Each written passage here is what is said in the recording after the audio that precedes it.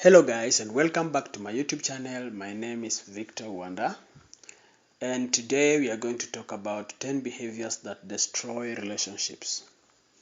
Number one, we need to understand that relationships fall apart all the time because of various reasons: cheating, jealousy, and distance. Or sometimes it just isn't much. Sometimes things are beyond our control. Sometimes the timing just isn't right. Sometimes we just can't make it work because there's too much fundamental incompatibility. But other times, it is under our control. We can choose how we show up in our relationships. And this makes difference in whether it arrives or implodes. Let's look at the most common ways people destroy their relationships and how to avoid them. Number one, you don't communicate. Communication is the key to a healthy relationship. We've all heard this one before, but now, how many of us it's a priority to truly connect with your partner? In this day and age of digital devices, it is just so easy to get lost in that real life relationship take a backseat. Next time you go out, you look around and how many couples or groups of friends are sitting together or just looking at their phones. Just few. It's easy to get lost in a shuffle and the grind of everyday life. But you have to make it priority to actually talk to each other. It must be there. Communication plays a big role, an even more vital role when conflicts arise, which they inevitably will, even in the best relationships. So it is hard to have those honest and comfortable conversations because they bring up all sorts of unpleasant feelings we don't want to feel, but if you don't want to talk about it, then the problem will persist and resentment will start to build. Healthy communication can be challenging. If you grew up in a home with unhealthy communication, you may find that this get overly defensive, you stonewall or shut down. You ice him out, or maybe you get extremely combative. All of these are unhealthy coping mechanisms being activated by a triggering situation, and a simple argument can be highly triggered for certain people. So when you feel those defensive going up, I want to urge you that recognize that this is your protector coming to save you. This protector played a vital role when you were younger and didn't have many skills. But you are an adult now and you can cope with healthier ways, so just ask to step aside so you can do that. Awareness is the first step, so just be aware of your weak spots and points and work on strengthening those communication skills. So communication is a must, so you must learn how to communicate with your partner so that you don't get into problems in your relationship. Number two is lack of empathy. This is a tough one because it is very easy to get caught up in your own experience of the relationship. It is easy to feel like we are a victim and it's unfair and we are right and he's wrong. Okay? And we are doing everything in this relationship and getting nothing back. So you must be so empathical. You need to feel empathy for your partner so that your partner won't feel, she or he will not feel that you have abandoned them or you are doing things that is very strange. So you must stand with them. You must be at least be empathical with them. I know it can feel that way in the heat at the moment, but it is important to step back and look at your partners with more empathetic eyes. I'm not saying your heart isn't valid, okay? But it won't get you to anywhere to blame him fully. He'll just get defensive and the conversation won't go anywhere and it goes without saying to your partner, you should also be active or activate his empathy and try to see things from your perspective. When you can't see his perspective, then he doesn't feel hard. Okay? And this will cause a breakdown in communication, which will create distance between you, which is not good. And the more distance there is, the less intimacy there is. So you must learn how to put this into perspective or into action. You must have empathy towards one another. Number 3 thing is too much criticism.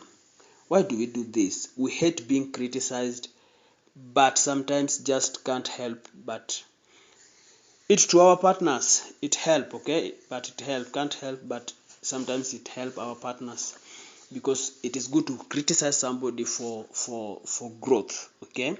It doesn't motivate him to change, and instead makes him resentful and annoyed, and even less likely to do what you want, okay? It also creates parent-child dynamic where you are his mother scolding him, and there is nothing less sexy than that.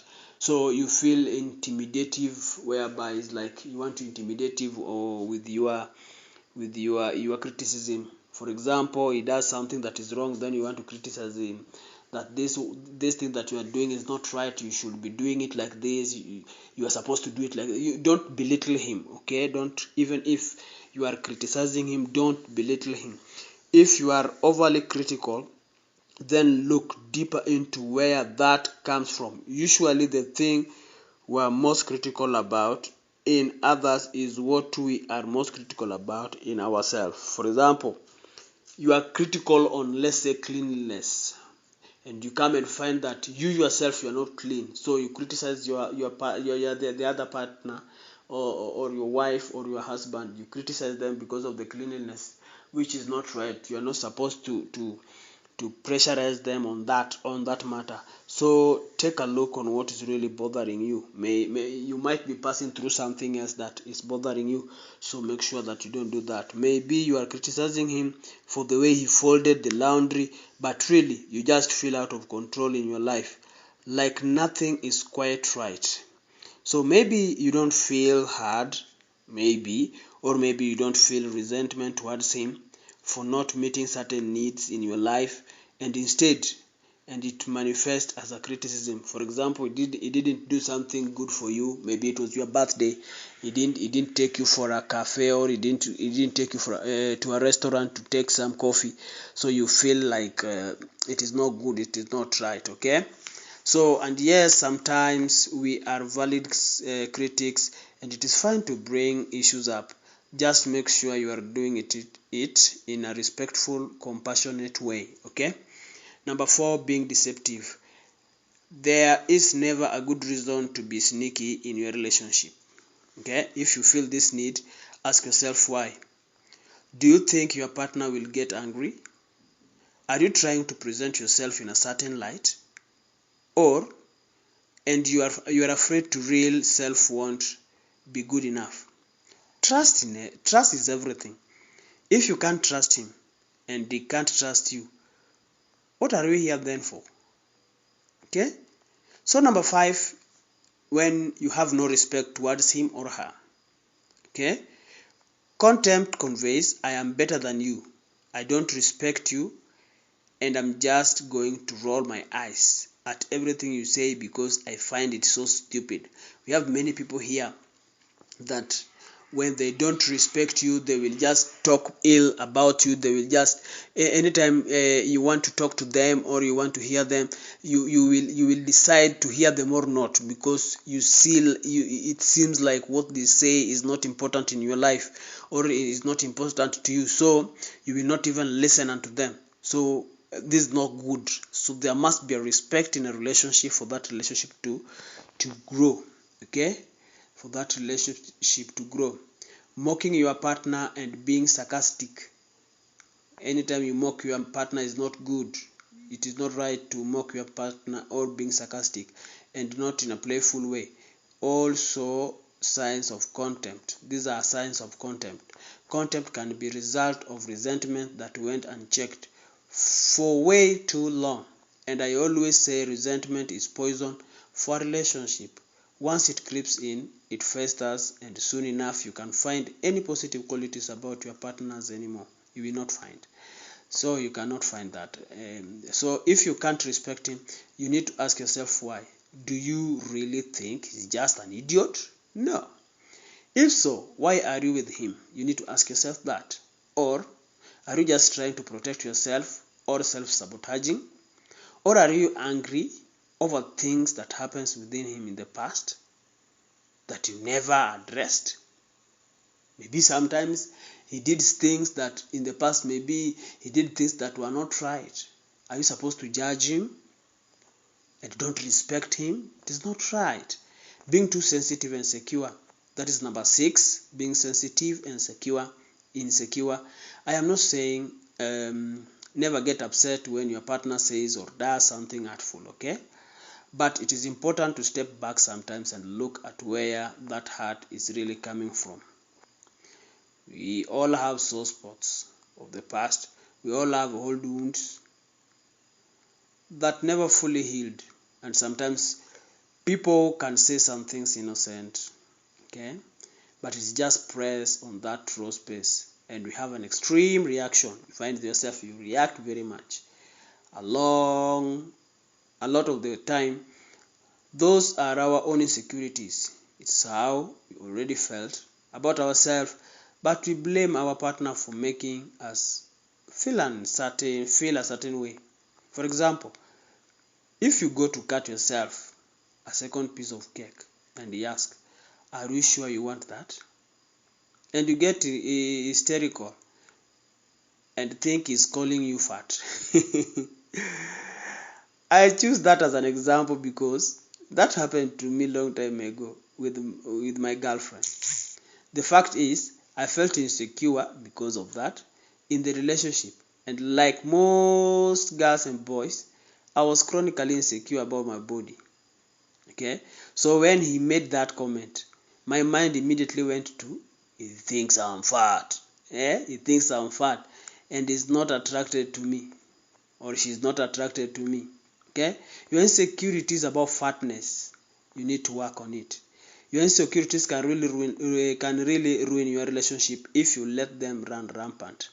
So just check yourself and see where your feelings are truly coming from. Okay? Number 7, set him up to fail. Don't expect him to read your mind and know what you want. Many of you guys, you think your partner knows what you are thinking, which is not right, and how you want things be done. If you want a happy relationship, set your partner up to win. Just be direct, don't drop hints, okay? And then get angry when he doesn't pick up on them. If you want him to plan something special for your anniversary or birthday, just let him do that.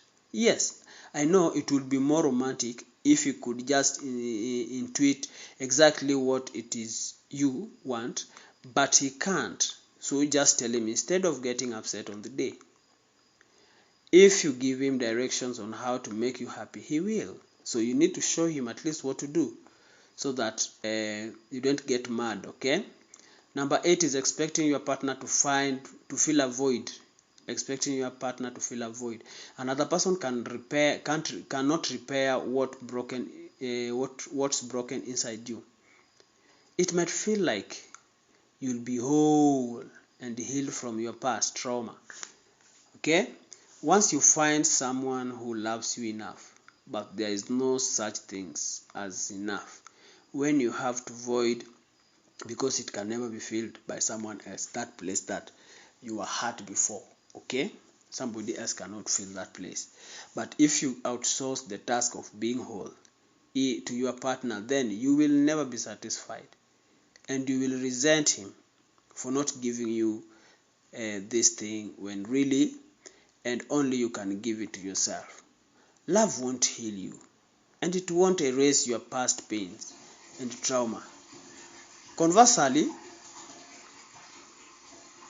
love will bring up all that is unloved within you. Whatever it is you haven't dealt with will keep coming up again and again. You find that you loved your ex so much, then you find a new love, but you cannot forget and leave the former things that you are doing with your ex-boyfriend. Okay, you find that you cannot leave what you are doing with your ex-boyfriend, which is not right. You need to let it go. You need to let it go. You need to let it go. Do not become somebody that can fill a void for someone. Okay. Number 9, you need to have an agenda. This is a mistake that usually kills budding in relationship, but can also harm an established one. Having an agenda means you want to push the relationship in a certain direction in order to feel good about yourself. If you are in the early phases of dating, you may feel this overwhelming need to become official, and you measure all your interaction in terms of whether they are taking you closer or to further from that goal. It's not just about wanting the relationship because you really like this other person, okay, and what to create a meaningful partnership. It's about what it will mean to you and about you. You attach a certain meaning onto having this thing. It will it will mean you are worthy or you are okay. You won't end up alone. Okay.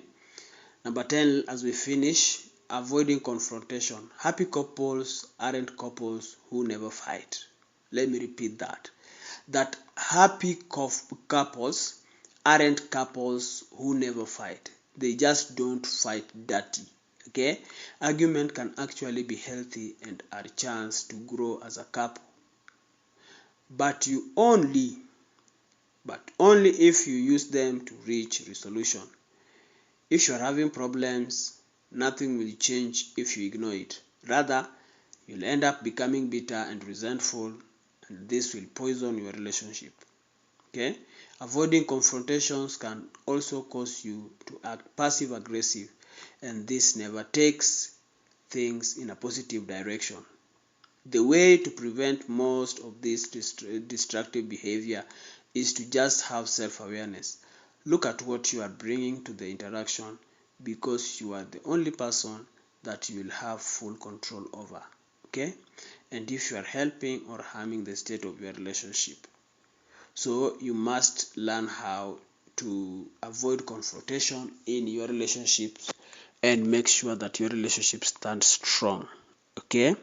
Now, as we finish this program, I want you to just go take a second and hit the notification bell and make sure that you subscribe to this channel and share it with your friends. Please kindly help those who are in need. They need help in their relationship. They are passing through difficulties in their relationship.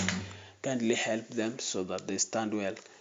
I love you all. See you guys on the next video. Bye.